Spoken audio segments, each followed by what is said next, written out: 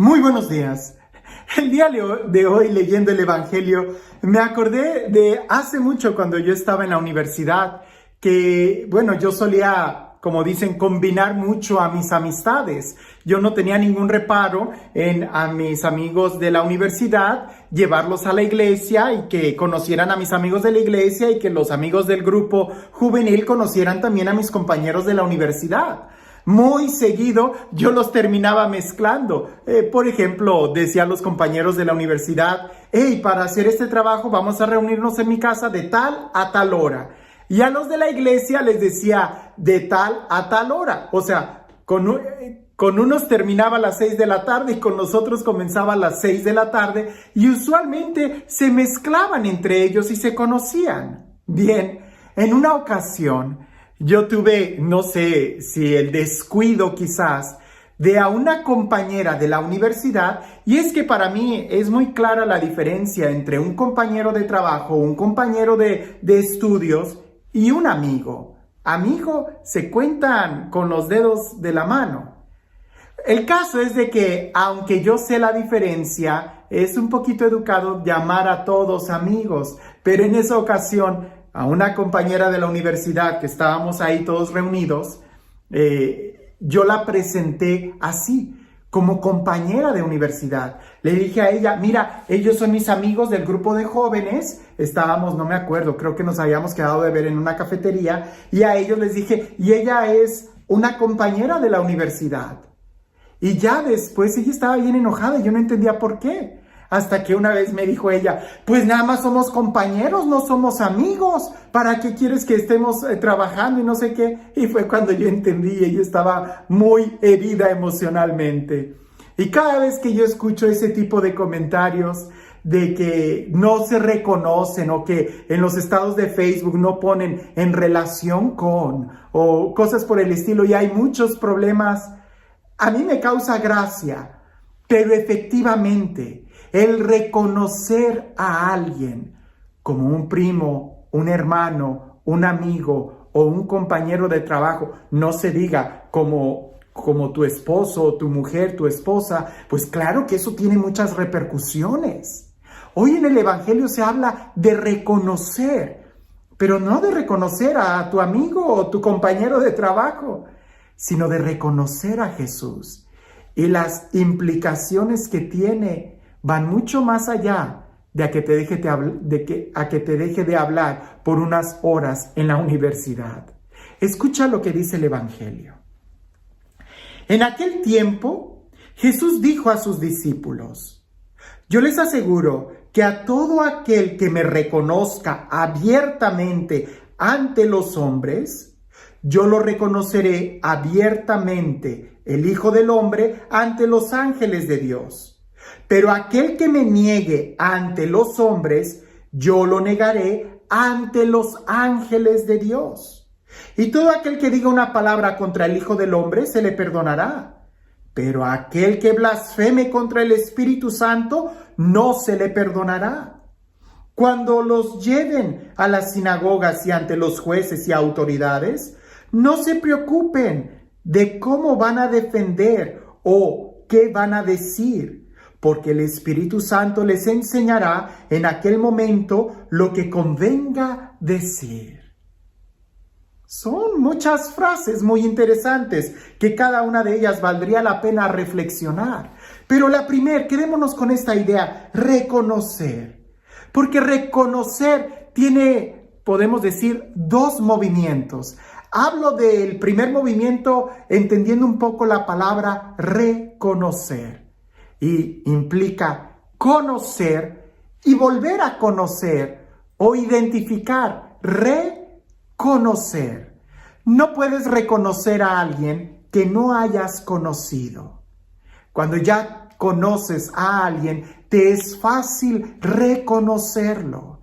Y no se trata solamente de reconocer a alguien exteriormente, sino de reconocerlo en tu interior. Así como aquella compañera de la universidad, para mí fue fácil, y quiero aclarar, después fuimos grandes amigos, pero al principio a mí se me hizo fácil simplemente presentarla como compañera. ¿Por qué? Porque para ese momento no éramos amigos, éramos solamente compañeros. ¿Cómo la iba yo a reconocer como amiga cuando no éramos amigos? Lo mismo sucede con Jesús. Cuando tú no eres capaz de reconocerlo a Él como el Señor de tu vida, es porque sencillamente no lo has conocido. Cuando lo conoces como una estatua ahí en la iglesia, cuando solamente conoces a Jesús por oídas, pues es solamente así lo que vas a decir de Él. Pero cuando has tenido un encuentro personal con un Dios vivo, con un Dios que te ama, cuando has tenido precisamente esa experiencia de que Él es el Dios que camina contigo y que en Él existes y te mueves, es fácil reconocerlo. Y quiero hablar de estos dos movimientos. Un movimiento, pudiéramos decir, ser capaz de reconocer a Jesús en la presencia de tu hermano, en los hombres. Sí, que tú seas capaz de descubrir que Jesús está en aquel hermano, en el pequeño, en el herido, en el lastimado, en el enfermo. Que tú seas capaz de mover y dejar de mirar el exterior, herido o lleno de pecado o lleno de miserias, para que puedas reconocer en él la imagen y semejanza de Dios. Pero también el segundo movimiento no es solamente que tú lo reconozcas en el hermano, sino de que la gente reconozca a Jesús en ti y que cuando te vean parte de Jesús en ti, vean parte de su divinidad, vean parte de su espíritu, vean parte de su fuerza en ti. ¿Qué es lo que los demás ven en ti? ¿A un hombre de fe? ¿A un hombre que cree en Dios? ¿A un hombre lleno del Espíritu Santo? ¿O nada más ven a aquella mujer gritona, aquella mujer llena de tubos que se la pasa echando chisme? Entonces ahí va a ser difícil que puedan ver la presencia de Dios. Yo recuerdo, y ha sido todo un proceso de conversión en mi vida, lo que te comparto, en ningún momento lo comparto como si yo fuera un modelo. Por supuesto que no. Sigo confesándome, lo que implica que sigo cometiendo pecados, y Dios sabe que me duele y me esfuerzo en caminar a la santidad. Pero te comparto esto de mi vida. Cuando yo tuve mi encuentro con Dios de una manera abrazadora, que cambió totalmente mi vida, fue en la secundaria, lo que aquí es la middle school. Y cuando yo tuve ese encuentro con Dios tan fuerte, yo no paraba de anunciarlo ahí con mis compañeros de la secundaria. Solamente convencí a uno que me acompañara al grupo, solamente a uno. Cuando entré a la preparatoria cambié totalmente la estrategia. Yo ya no decía nada con las palabras, sino que más bien me esforzaba por vivir como un cristiano. Y ahí fue donde muchos compañeros de la preparatoria, creo que casi el 3% de mi salón, me acompañó al grupo de la iglesia. Algunos de ellos se hicieron seminaristas e incluso hay una compañera, amiga, que se hizo religiosa. Y todavía más cuando yo estaba en el grupo de la universidad y que todo el mundo estaba compartiendo sus proyectos. Cuando llegaron a mí me preguntaron, ¿y cuál es tu proyecto? Yo dije, quiero entrar al seminario. Y todo el mundo volteó a verme como bicho, raro, extrañados. Pero poco a poco, cuando fueron conociéndome, hubo quien me dijo, a ti se te notaba algo diferente. Sabíamos que tú tenías otro proyecto más grande y eso a mí me llenó de mucho gusto, porque pude darme cuenta, como cuando a Pedro le decían, tu forma de hablar te delata, tú estuviste con Jesús. Y es que cuando uno está con Jesús, sencillamente se nota. Por eso, cuando tú reconoces a Jesús y lo reconoces desde el fondo de tu corazón y tu vida y los demás reconocen en ti la presencia de Dios, ten la seguridad que también Jesús en el cielo te va a reconocer como uno de los que le pertenecen. Así como cuando Dios le decía a Satanás refiriéndose a Job, ¿ya viste a mi hijo Job? Él me ama, él es fiel. Que lo mismo Dios, Jesús, diga de cada uno de nosotros, ya viste a mi hijo Everardo, a mi hija María, a mi hijo Juan, a mi hijo Pedro, ya viste a mis hijos, ellos me aman, se les nota que me aman. Ahora, Cuando llegue el momento de la persecución, el momento en que todo el mundo te pregunta, porque siguen las preguntas, ¿verdad? El por qué esto y el por qué aquello y el por qué la iglesia y el por qué el papa y que esto y que aquello. No digas nada, que simplemente tu testimonio de vida sea el más fuerte para hablar.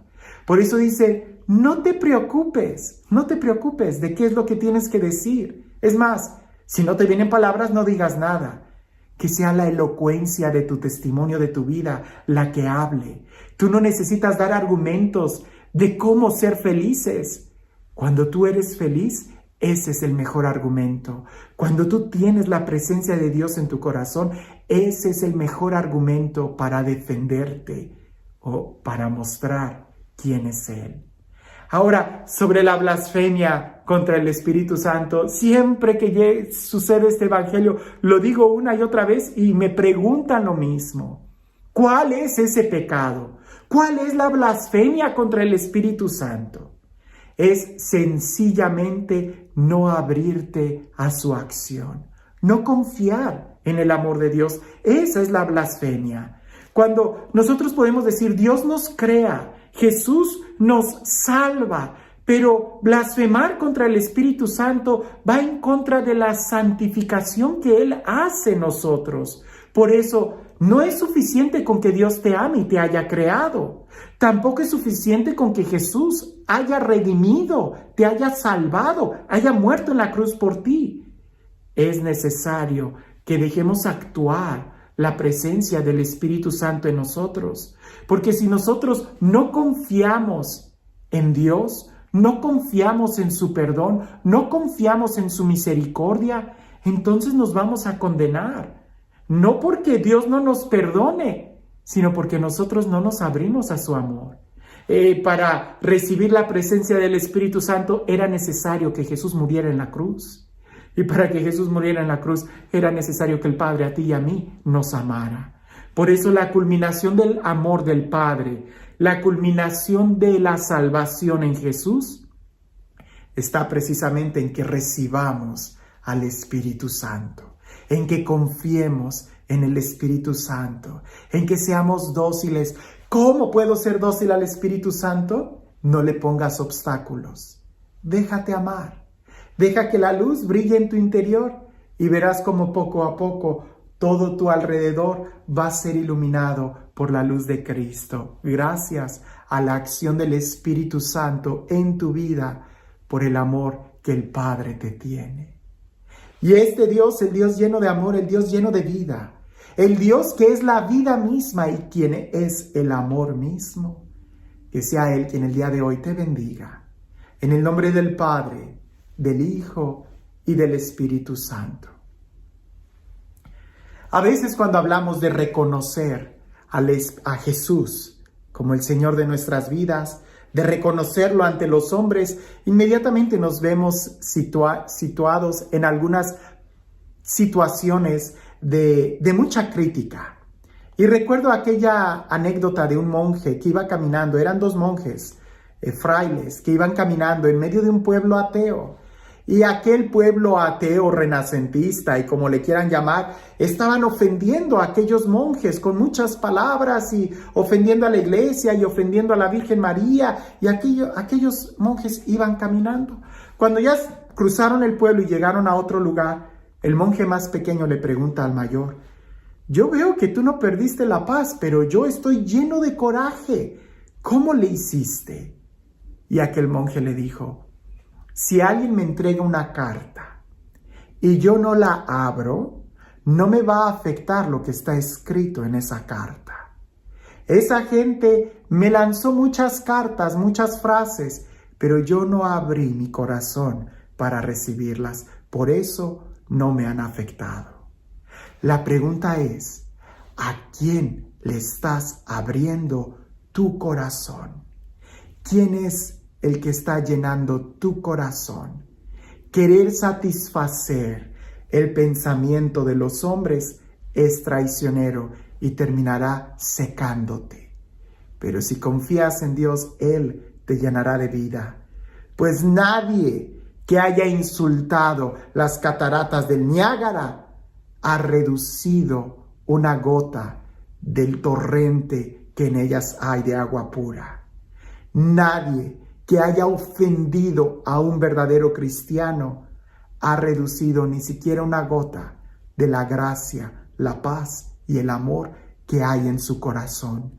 Porque el torrente de vida que brota en su interior es mucho más grande que cualquier cosa que los demás de allá afuera puedan decir. ¿Qué tan grande es el torrente de amor que hay en tu corazón? ¿Qué tan fácil es para ti reconocer la presencia de Jesús en el hermano herido? Y mejor aún, ¿qué tan fácil es para los demás reconocer la presencia de Jesús en tu vida? Que tengas un excelente día.